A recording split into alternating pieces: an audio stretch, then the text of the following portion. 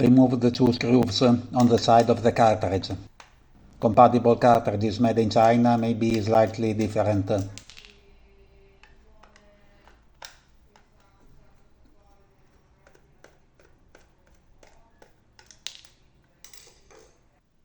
The cover has two hooks.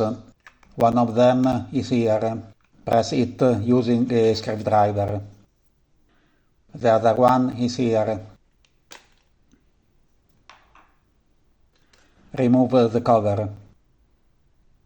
Those are the hooks. Remove this plastic plate.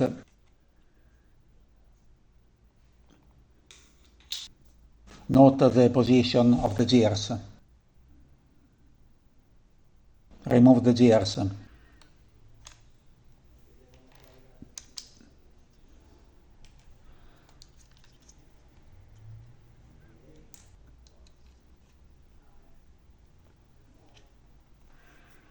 Remove the screw.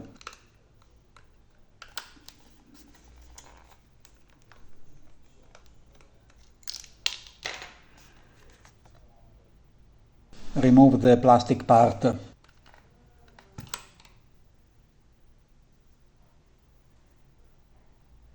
Remove the toner roller with its two bushings. It's not necessary to remove the toner roller blade. Clean out all the remaining toner from the cartridge. It's better to use compressed air. The better you clean the cartridge, the best quality you'll have. Do not breathe the toner dust. Using a cotton swab, clean the metal blade so there is not evidence of build-up along the edge. If any build-up exists, the cartridge will streak. This blade controls the amount of toner on the toner roller. Be careful not to damage this Mylar sealing blade.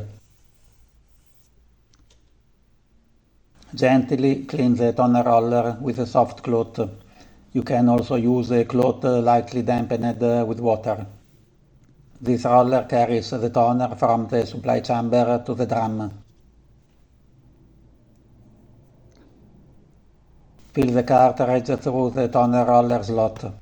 It could contain around 80-90 grams of toner.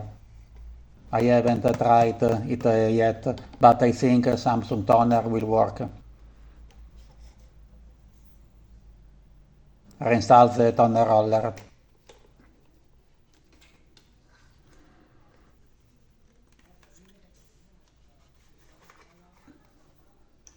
Reinstall the plastic part.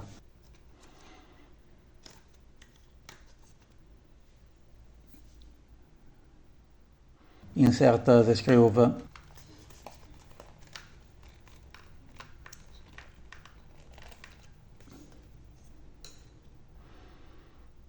Install all the gears. Put back the plastic part over the metal blade.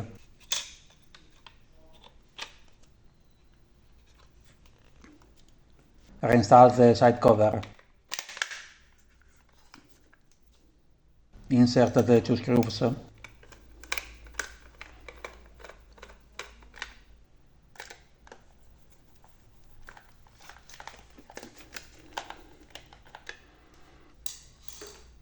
This cartridge has a chip.